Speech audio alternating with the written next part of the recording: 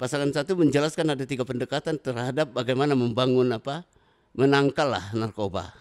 Nah pasangan nomor 2 sama nomor 3 itu kan lebih ini kan pertanyaan dari panelis ya. Ya, benar. Lebih pada pendidikan gitu. Kayak pasangan nomor 1 pendidikan mulai dari SD gitu kan, bahkan dari TK itu. PAUD sama dengan pasangan nomor 3 namanya. Agak berbeda dengan pasangan nomor 1, ada 3 pendekatan. Jadi ada pendekatan pendidikan di keluarga, ada pendekatan agama dalam hal ini di masyarakat, yaitu kemudian pendekatan norma ya, kemudian dikembangkan melalui rumah tapis itu. Ketiga pendekatan geografi. Jadi ada 3 pendekatan dia melihat persoalan narkoba itu gitu. Wakil presiden kemarin jadi presiden kemarin ya. Ganjar itu. Kemudian di sini Kamil yang sedang berjuang menjadi gubernur ibu kota kan. Ya. Nah, kita berada di posisi kedua di tingkat nasional. Kebijakan pembangunan. Artinya di masa M. Andrew dengan Muhammadiyah ada lompatan besar pantun gitu kan. Jadi pantun itu sebenarnya pesan yang ingin dia sampaikan kepada masyarakat.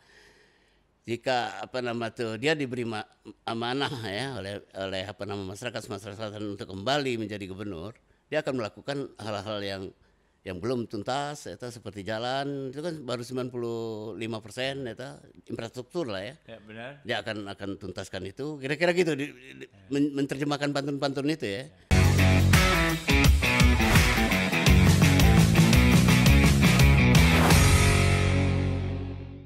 Assalamualaikum warahmatullahi wabarakatuh. Waalaikumsalam. Ketemu lagi di podcast Ngopi Sumsel.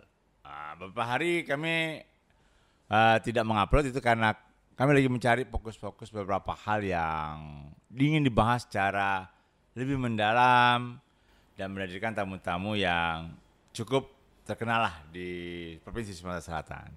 Dan semalam ini ada peristiwa menarik untuk masyarakat Sumatera Selatan. Terjadinya debat debat calon gubernur dan calon gubernur Sumatera Selatan dan wakil gubernur Sumatera Selatan yang pertama di Hotel Novotel. Dan ini disiarkan langsung dan banyak disaksikan oleh masyarakat. Mencermati debat itu pasti sangat menarik sekali, apalagi yang menonton banyak sekali terjadi semacam intrik atau perdebatan yang lainnya. Dan untuk itu kami hadirkan di sini pengamat politik yang kita sama-sama ngobrol ringan tentang debat semalam. Kita sapa langsung Dr. Tareh Rashid. Assalamualaikum Bang. Waalaikumsalam warahmatullahi wabarakatuh. Kami nih sebenarnya sahabat Ngopi Sumsel janjian dari sore hari, oke? Iya. Tapi cuaca Palembang memang lagi panas banget itu. Nah, ini pengaruh perubahan iklim. Sampai kapan lagi ini, Bang? Ya saya harap ini bukan tanggung jawab negara Indonesia saja, semua negara ya. Macam mana mengerem lah lingkungan ini ya, terutama terkait dengan perubahan iklim ya. Benar. Tapi kita berharap lah cuaca panas ini tidak juga membuat suasana panas pemilu kada. Iya. Baik sahabat Ngopi Sumsel, kita sudah menonton 3 putra terbaik menyampaikan visi misi, saling bertanya, saling menjawab, dan hampir semua rata demi kemajuan Sumatera Selatan. Tapi Bang, yang ingin saya tanyakan ke Abang, ini kan kayaknya ada semacam pada saat debat semalam itu hal-hal yang berbeda yang disampaikan, walaupun tujuannya sama untuk Selatan, mungkin pola-pola yang berbeda. Kalau menurut Abang bagaimana nih dari penampilan pasangan-pasangan calon gubernur ketika menyampaikan pandangan pertamanya? Ya, pertama ini sebenarnya proses demokrasi di tingkat lokal ya. Debat ini kan semacam cara untuk memahami supaya masyarakat yang memahami apa-apa saja yang akan dilakukan oleh kandidat, dalam hal ini kandidat nomor 1 pasangan Herman Deru dengan Ci Ujang, kemudian kandidat nomor 2 Edi Santana dengan Bu Fikri ya, kemudian pasangan nomor 3 Pak Mawardi Yahya dengan Ibu Anita Nuringati kan. Nah ini sebenarnya suatu proses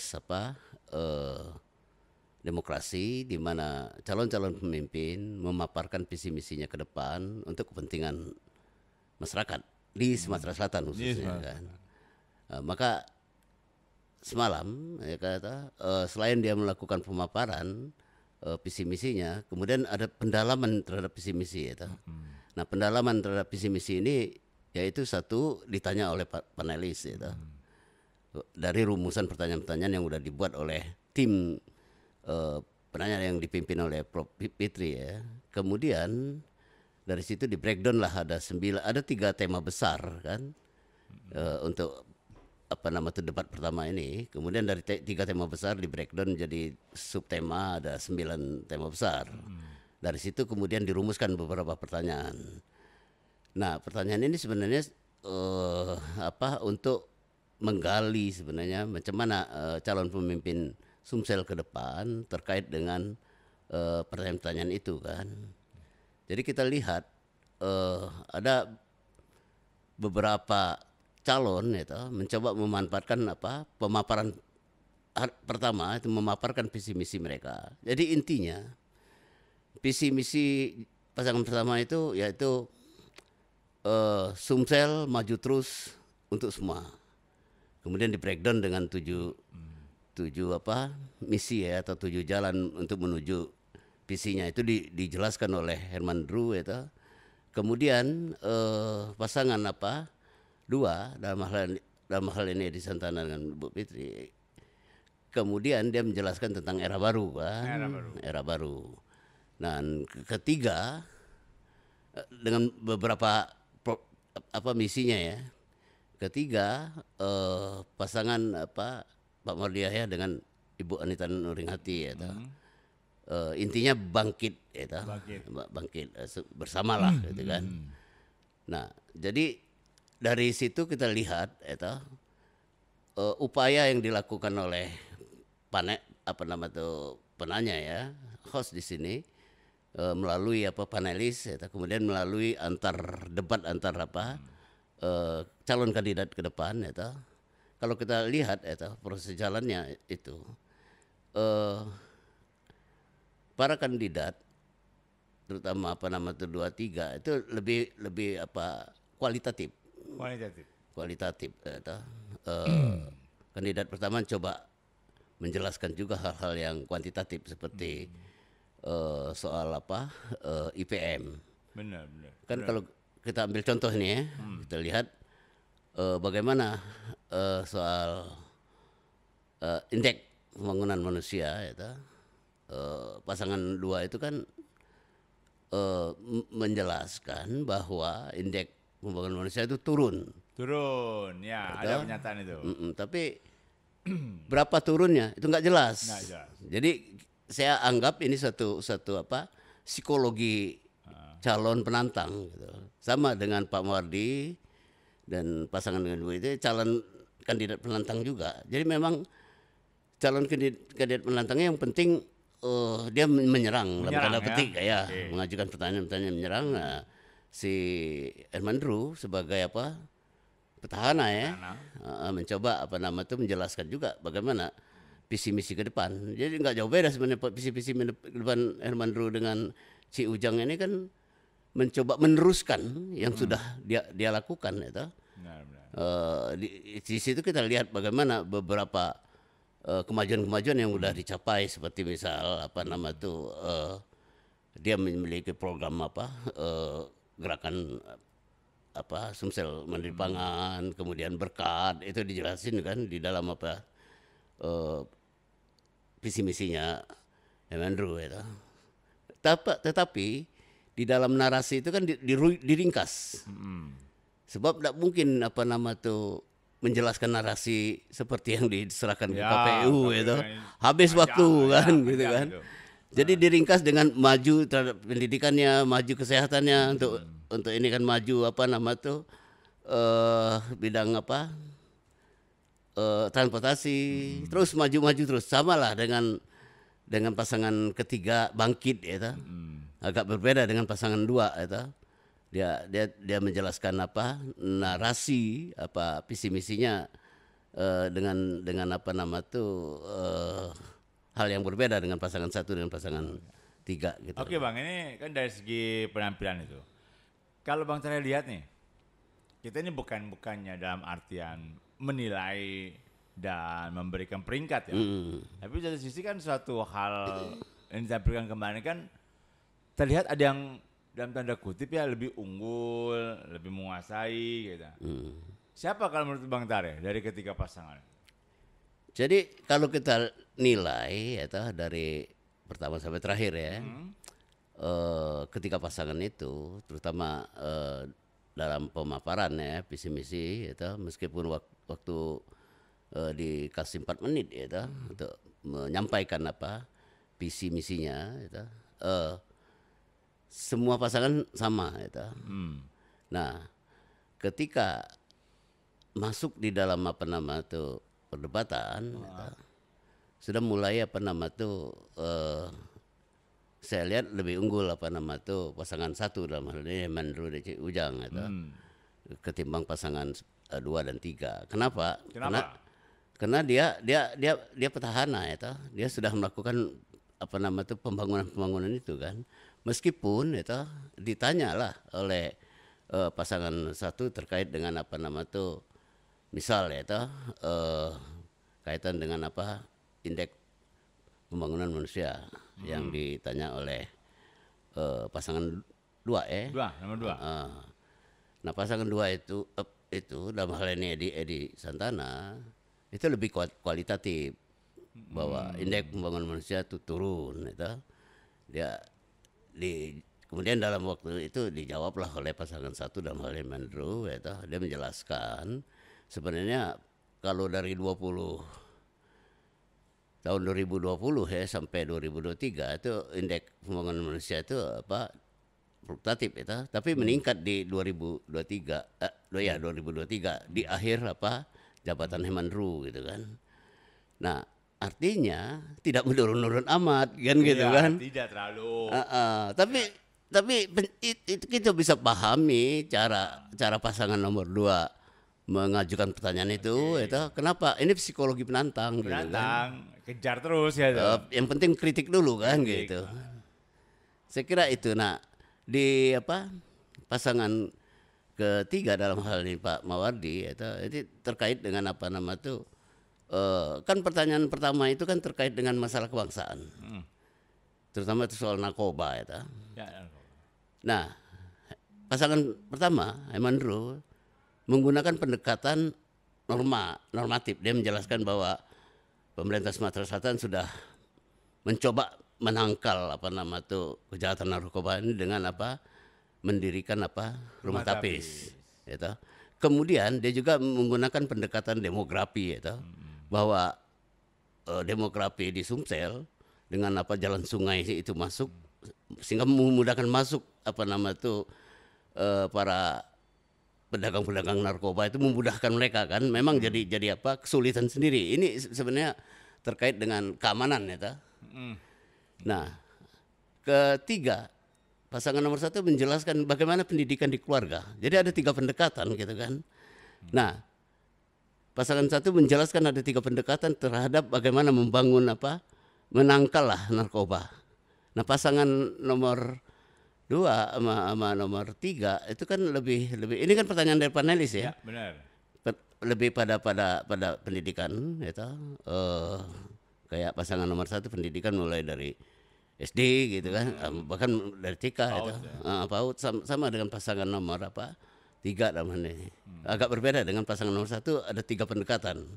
Jadi ada pendekatan pendidikan di keluarga, ada pendekatan apa nama itu agama dalam hal ini di masyarakat yaitu kemudian pendekatan norma ya kemudian dikembangkan melalui apa rumah tapis ketiga pendekatan geografi jadi ada 3 pendekatan dia melihat apa nama itu persoalan narkoba itu gitu. Oke. Nah gini Bang ini sahabat ngobrol sebentar saya minta maaf tapi semuanya pasti tahu juga di media sosial sekarang lagi ada beberapa cuplikan debat yang sudah ditampilkan di Instagram ada bagian yang kesalahan dalam bertanya. Misal kayak ke 03, kan 01 kan mengatakan rumah tapis, tapi ketika ditanyakan masjid itu kan, mendirikan masjid. Rumah sakit. Rumah sakit, sorry. Misalnya jadi salah juga saya. Iya, iya. Rumah tapis, ya jadi kan rumah sakit. Terus ada juga yang masa kepemimpinan 20 tahun. Ya. Kalau Bang Tani melihat atau menyoroti hal ini gejalanya apa nih? Kenapa ini?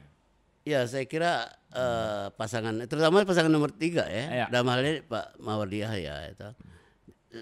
Saya menganggap ini tidak fokus ya, itu satu. Kedua ya mungkin apa nama tuh di forum itu menimbulkan apa gejala-gejala psikologis sehingga pasangan nomor 2 kalau nggak salah dibilang oleh Pak Wardi sebagai apa namanya wali kota yang udah 20 tahun kan. 20 tahun yang lalu. Agak dikritik oleh Pak Edi Santana kan. Memang cuman dua periode dia jadi wali kota kan. Ya. Dengan kata lain 10 tahun lah ya. Benar. Ini agak kurang cermat memang apa nama Pak Mario dalam melihat ya penantangnya kan. Harusnya lebih cermat, dia calon pemimpin kan. Ya, benar. Nah, kedua ada semacam slip tongue lah ya. Salah menyebut ya apa nama itu rumah tapis disebut rumah sakit kan gitu kan. Nah, ini tentu saja akan apa berdampak buruk ya. Karena bagaimanapun juga yang namanya debat publik itu kan ke publik. Ya, benar. Debat kandidatnya ke publik. Bagaimana seorang pemimpin itu mencoba menjelaskan pikiran-pikiran dia itu dengan jernih itu dengan tepat kan gitu kan.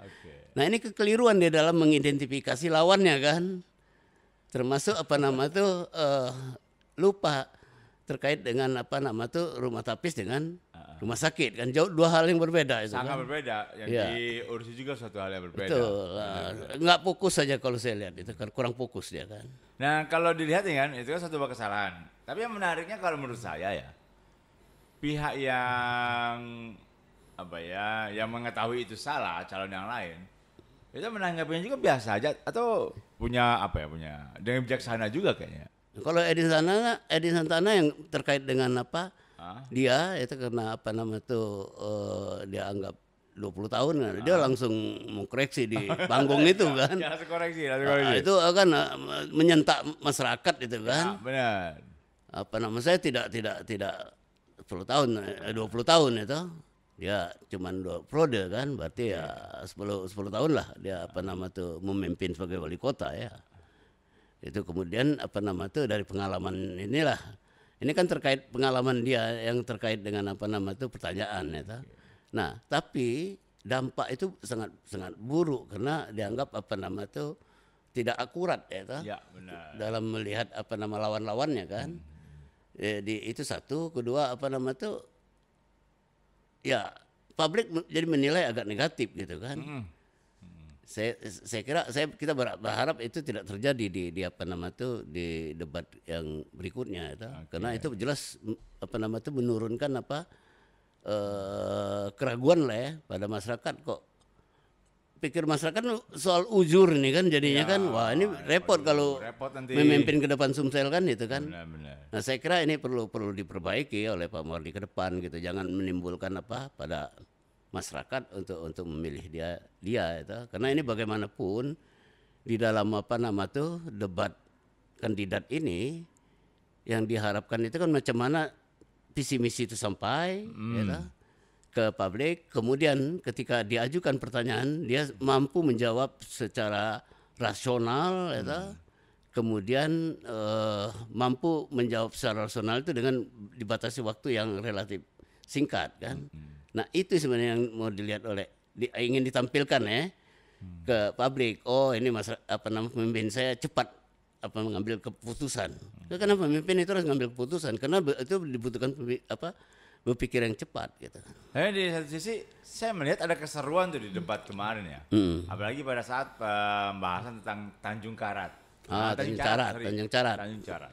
Ini kan setiap pasangan calon kayaknya berusaha ya dalam pandangan saya punya kontribusi terhadap Tanjung Carat 1, 2, dan 3.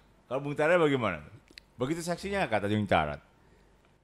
Ya, ini kan terkait dengan pertanyaan apa nama tuh kalau nggak keliru ya pasangan nomor 2 itu dalam kaitan dengan apa nama tuh tumbuhnya pusat-pusat ekonomi yang baru ya toh. Ya, benar. Pasangan ketiga mulai menjelaskan tentang Tanjung Carat itu kan, sehingga fokus pembicaraan di Tanjung Carat ya toh.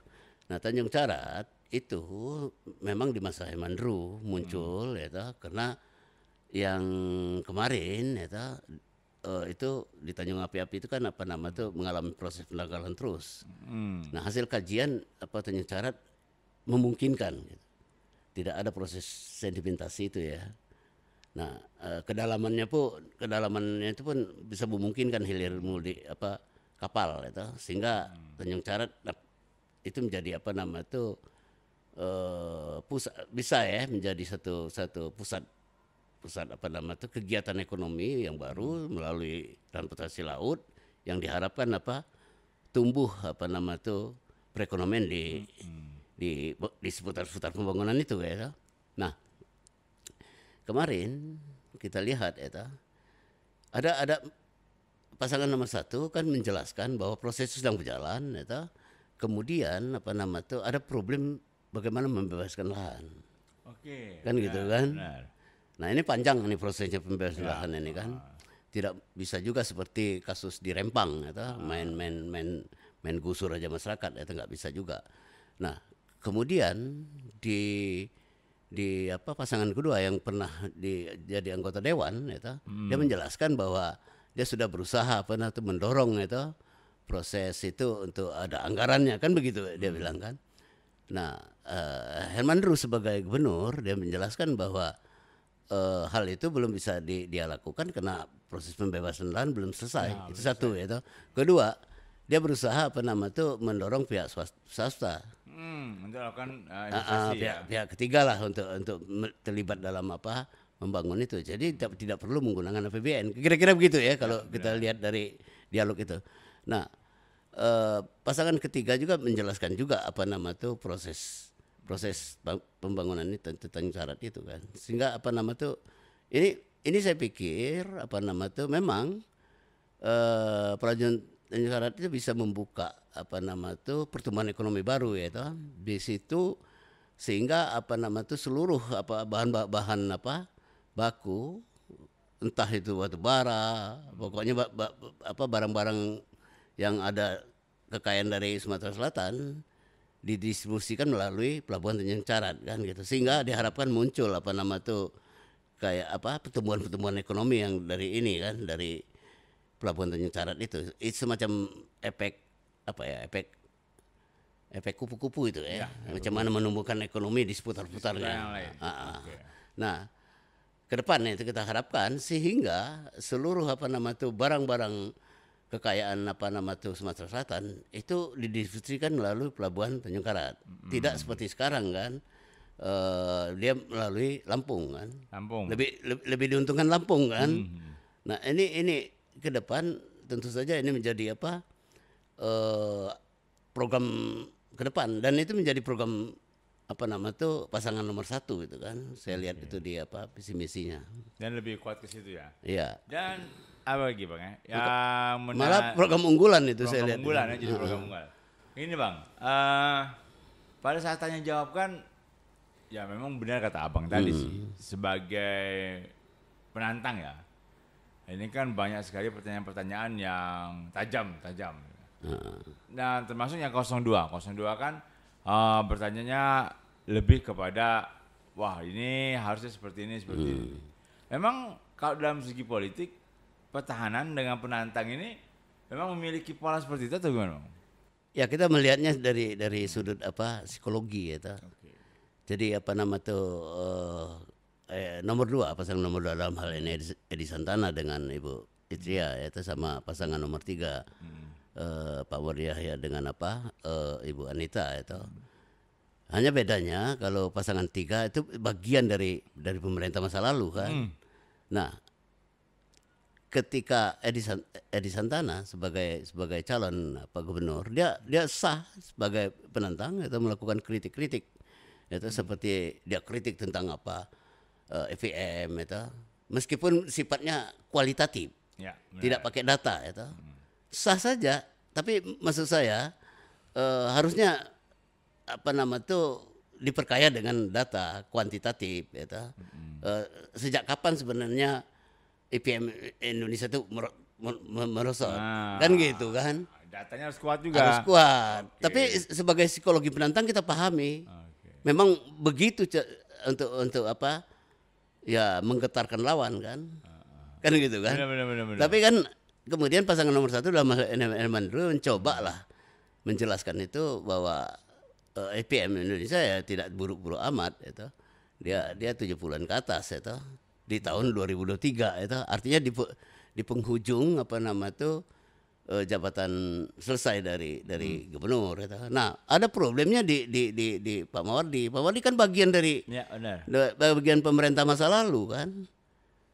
Nah, ketika dia melakukan kritik seperti misalnya dia bilang apa nama tuh terkait dengan apa pembangunan itu masih apa dia bilang ada serial itu yang lebih Ya, baik, ada kemudian Alek. apa nama Alek yang lebih baik itu. Pertanyaan saya di mana gitu kan? Mhm. Kalau ERT itu jadi bagian dari apa nama tuh legasi Alek, saya kira ini kan proyek nasional. Nasional. Kan gitu kan? Campur tangan nasionalnya. Nah, yang namanya disebut dengan apa nama itu gagasan gubernur itu kan, yang itu kan jadi gagasan dia itu apa, yang kemudian diwujudkan dan itu punya dampak kepada masyarakat, entah kesejahteraannya atau tumbuhnya lapangan pekerjaan dan sebagainya kan. Nah itu yang harusnya legasi itu legasi yang terkait dengan ekonomi kan, bisa juga legasi dalam terkait dengan budaya. Herman Dru kan mencoba meletakkan legasinya dalam taman daya dalam nilai budaya seperti apa nama itu tanjak-tanjak itu kan. Nah, saya kira ini perlu disusul kalau umpamanya Herman Dru terpilih atau diberi amanat oleh masyarakat Sumsel untuk jadi gubernur kembali, saya kira perlu dimaknai lebih dalam, tidak sekedar tanjak gitu, harus ada identitas kultur yang masuk di situ seperti Surat Ulu atau Kaganga di bawahnya.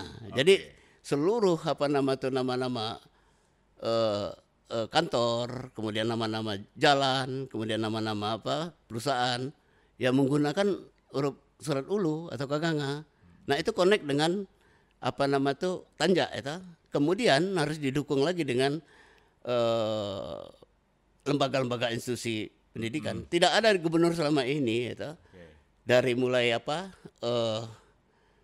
gubernur pertama sampai kepada Herman Dru yang menggagas sekolah tinggi seni dan budaya belum ada. Oh, belum ada. Nah, tapi di Herman Dru sudah ada, saya lihat di program apa di programnya ya. Alhamdulillah. Nah ini kan perlu diwujudkan oleh gubernur untuk legasi dia di bidang kebudayaan, gitu.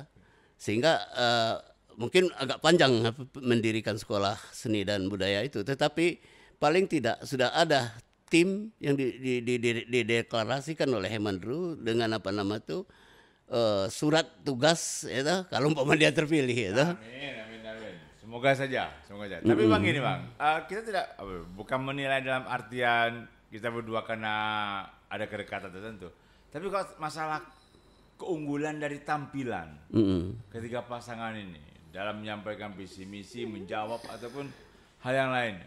Ya kita coba objektif lah ya. Kita objektif. Jadi kita lihat itu satu apa style itu style. Kalau kita lihat dari apa penampilan apa pasangan pertama dalam hal ini Herman Dru lah sebagai apa wakil gubernur Sumatera Selatan, karena ini kan debat gubernur itu. Gubernur Herman Dru dia menjelaskan dengan santai itu visi misinya itu. Tapi kita lihat juga banyak sekali dia apa menggunakan apa ya mengapresiasi lah beberapa itu sehingga hampir apa sedikit jadi waktu dia itu kan untung apa nama visi dengan misinya udah tersampaikan. Gitu. Tetapi apa nama tuh saya kira ini harus dievaluasi lagi kan, jangan terlalu banyak lah apa nama itu karena waktu relatif singkat gitu. Tapi untung visi dengan misi tersampaikan gitu. Nah begitu juga dengan apa pasangan dua Edi Santana dengan apa Rizky Aprilia juga ada memaparkan apa nama itu visinya sebagai era baru gitu, kemudian dijabarkan lewat misinya kan. Nah kemudian pasangan ketiga dalam hal ini Mawardi dengan Ibu Anita Nuringati. Nah Mawardi menjelaskan apa visinya tentang bangkit bersama lah ya toh. Kemudian apa nama tuh dia jelaskan lah apa nama tuh misinya ya. Nah tetapi mereka mencoba merumuskan dengan apa ketat atau visi misinya tidak seperti yang disampaikan di KPU. Nah itu sah karena ini mencoba memanfaatkan waktu yang singkat itu 4 menit ya, sehingga seluruh kandidat itu mencoba merumuskan visinya yang agak berbeda dengan itu, tetapi substansinya kita lihat substansinya kan yang disampaikan mereka. Nah substansi visi misinya memang berbeda-beda. Kalau Hemandro kan karena dia petahana, dia melanjutkan beberapa program yang dianggap sudah tercapai ya, seperti berobat pakai menggunakan KTP, lantas dia akan melanjutkan gerakan Sumsel Mandiri Pangan gitu kan, kemudian melanjutkan infrastruktur di berbagai daerah, dan ini mendapat penghargaan di nasional. Jadi Sumsel itu saya lihat di masa Pak Hemandro dengan Mawardi Jaya sebagai wakil gubernur itu diberi penghargaan pembangunan di Sumatera Selatan itu nomor 2. Benar. Di samping dengan pembangunan di Jabar dengan pembangunan di Jawa Tengah. Di sini kalau di Jawa Tengah ini kan wakil presiden kemarin jadi presiden kemarin Ganjar ya. Kemudian di sini Kamil yang sedang berjuang menjadi gubernur ibu kota kan. Nah, kita berada di posisi kedua di tingkat nasional kebijakan pembangunan. Artinya di masa Hemandro dengan Mawardi Jaya ada lompatan besar. Nah, ini harus diakui ini karena ini tentu saja tidak mudah pemerintah pusat menjatuhkan keputusan itu kan, dan Sumsel nomor 2 kan pada masa Hemandro dengan Pak Mawardi Jaya. Nah, ada kerepotan di Pak Mawardi. Kenapa? Karena dia bagian dari pemerintah. Jadi ketika dia melakukan kritik, sebenarnya dia melakukan kritik terhadap dirinya sendiri ya. Ketika dia bilang pembangunan masih terbaik pada masa Sarial dengan Alek misalnya kan gitu kan.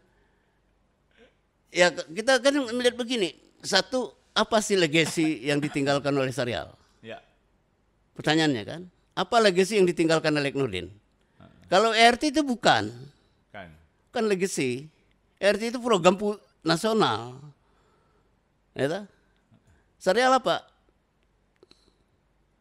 Kan cuman Tanjung Api-api ya? di Simpang Polda itu. Oh, yang Simpang Polda. Oke. Kan gitu kan? Sama apa itu ya? Nah, emang dulu kan kalau nak bicara itu, tapi kan itu program-program nasional sebenarnya kan. Nah, ada yang harus spesifik itu. Sekolah gratis katakanlah Alek itu. Kan gitu kan, dengan kesehatan gratis itu. Itu sendiri sebenarnya kan udah ada keputusan-keputusan dari Mahkamah Konstitusi untuk kan kalau gratis sekolah berlomba-lomba menjadi sekolah internasional supaya dia tidak dibebani gratis itu kan, karena sekolah-sekolah swasta segala macam itu kan dibebankan biaya operasional. Benar. Sehingga diputuskan itu tidak ada lagi yang gratis itu kan. Karena menuju ke sekolah internasional. Ya, benar. Kan gitu kan. Hampir rata-rata sekolah-sekolah swasta itu menujunya sekolah internasional. Ya, dengan menggunakan dual kurikulum istilahnya kan. Seolah-olah itu udah bekerja sama internasional kan gitu kan. Belum ya. Belum gitu kan. Nah, itu yang kemudian itu. Jadi sebenarnya pemerintah itu sudah menggratiskan dengan program wajib belajar kan. Jadi sebenarnya di daerah itu cuman membantu ya, meringankan. Misal ada beberapa daerah membebaskan seragam sekolah. Benar. Pemerintah yang mendukung itu kan gitu kan. Kalaupun ada yang digratiskan itu 1-2. kan gitu kan, yang dibantu oleh pemerintah. Misal Anda lulus ya dari universitas terbaik di internasional, kemungkinan bisa dibantu oleh pemerintah daerah gitu. Kan gitu kan. Oke. Jadi saya kira perlu dijelaskan juga. Ada beberapa hal ya dasar-dasar hukum yang sudah berubah kan gitu kan. Nah, kemudian kalau kita lihat dari undang-undang pendidikan di nasional sebenarnya kita ini sudah mengarah pada liberal. Oh ya. Pendidikan diserahkan kepada pihak swasta gitu kan, sehingga negara, kalau konsepnya kita negara kesejahteraan, harusnya negara yang memfasilitasi gitu. Nah, ini yang terjadi kan sekarang diserahkan kepada masyarakat. Jadi banyak masyarakat yang punya partisipasinya, iya, untuk melakukan hal-hal di bidang pendidikan. Jadi saya pikir dalam tanda petik lah ya, karena saya pernah terlibat dalam merumuskan sekolah gratis pada masa Alek Nurdin dan kita waktu itu mencontoh Jogja Jadi sekolah gratis itu membebankan juga wali kota dengan gubernur kalau di daerah sharing pembiayaan. Tapi itu kan terjadi reaksi karena tidak semua gubernur terutama yang dari partai-partai di kota itu waktu itu Edi Santana itu menolak. Iya. Iya. Oh, pada saat beliau jadi wali kota. Pada saat dia wali kota. Jadi kalau mau mengembalikan lagi sekolah gratisnya, itu saya kira itu cuma bahasa politik aja. Oke. Gitu. Ini Bang, yang terakhir nih, udah 34 menit. Saya ingin kita kembali lagi bukan menilai, tapi secara objektif pada saat closing statement, bagaimana satu persatu memberikan closing statement. Dan kayaknya ada beberapa gaya yang berbeda dari masing-masing calon gubernur kita. Gimana? Ya, ya tadi kita berbicara di isi debatnya ya. Sekarang kita masuk ke closingnya kan. Nah di sini kita lihat masing-masing calon kan berbeda ya. Di situ juga sekaligus kita melihat kepribadian calon ya. Kalau Edi Santana saya lihat itu formal ya. Dia menjelaskan bagaimana kalau dia jadi wali kota kan dia berupaya melakukan hal perubahan intinya era perubahan kira-kira gitu kan. Era baru era perubahan kira-kira gitu kan. Si Mawardi juga begitu macam mana ke depan dia memanfaatkanlah di closing itu dia menjelaskan beberapa program-program yang akan dia lakukan ya, bentuk kampanye ya sah juga gitu dia memanfaatkan closing statement itu ya. Tapi saya lihat dia menjelaskan yang program-program dia saja Nah agak berbeda dengan Mandru. Selain dia menjelaskan sedikit kalau dia jadi gubernur dengan berapa menit kemudian dia ambil menit 1 menit lebih lah ya. Tersisa itu dia menggunakan pantun gitu kan. Seluruh problem-problem itu diletakkan dalam pantun gitu kan. Jadi pantun itu sebenarnya pesan yang ingin dia sampaikan kepada masyarakat. Jika dia diberi amanah ya oleh masyarakat Sumatera Selatan untuk kembali menjadi gubernur, dia akan melakukan hal-hal yang belum tuntas seperti jalan itu kan baru 95% infrastruktur lah ya. Ya benar. Dia akan tuntaskan itu kira-kira gitu menerjemahkan pantun-pantun itu ya. Dan manis dibungkus dengan manis. Ya itu satu budaya daerah yang dia pakai untuk alat komunikasi politik. Nah ini yang penting itu di dalam debat kandidat itu ya satu bagaimana menjelaskan ke publik, ke masyarakat kan gitu kan. Jadi kalaupun perdebatan-perdebatan itu terjadi di antar calon gubernur dia harus sadar bahwa yang dia harus sampaikan pesan itu bukan pada kandidatnya. Ya, tapi yang ingin disampaikan itu pesannya kepada masyarakat. Ya. Nah, kita lihat ada beberapa kandidat yang lebih cenderung menyerang ya. Kayak kandidat kedua Edi Santana lebih cenderung menyerang tengok kan. Termasuklah ke Pak Mawardi ya itu serang Nah, itu ya karakter penantang ya, sah gitu kan. Tetapi maksud saya yang harus dihitung, kita berbicara di depan publik. Publik luas. Iya, jadi pesan tuh harus ke publik, gitu. Ya, Kira-kira betul. gitu kan. Dan Nah pesan- itu dimanfaatkan oleh pasangan nomor 1 gitu. Pesan dengan menggunakan pantun. Dalam ini Herman Drew gitu. Apa ya? Ya kekayaan lokal. Lokal, ya. Budaya. Betul. Dan masyarakat juga dekat lah dengan pantun. Dan Ya. ketika mendengarkan pantun itu pun terasa kalau sederhana tapi kena di hati gitu. Substantif. Substantif. Iya. Ini baik sahabat Ngopi Sumsel. Ini obrolan pertama kami dengan Bang Tares setelah debat gubernur kemarin. Tapi nanti kami akan ulas dengan Bang Tares. Itu tentang bagaimana visi misi setiap pasangan calon. Ya. Apa yang dibutuhkan untuk masyarakat Sumsel. Tapi itu di sesi yang akan berikutnya. Yang pasti debat sudah terlaksana 1 kali. Silakan masyarakat menilai dengan hati, dengan pikiran untuk bagaimana calon yang tepat memimpin Sumsel. Ini ulasan kami ini adalah ulasan untuk sekedar menguatkan saja bagaimana masyarakat bisa menentukan pilihannya. Kita tutup. Terima kasih. Wassalamualaikum warahmatullahi wabarakatuh. Waalaikumsalam warahmatullahi wabarakatuh. Yuk sama-sama yuk.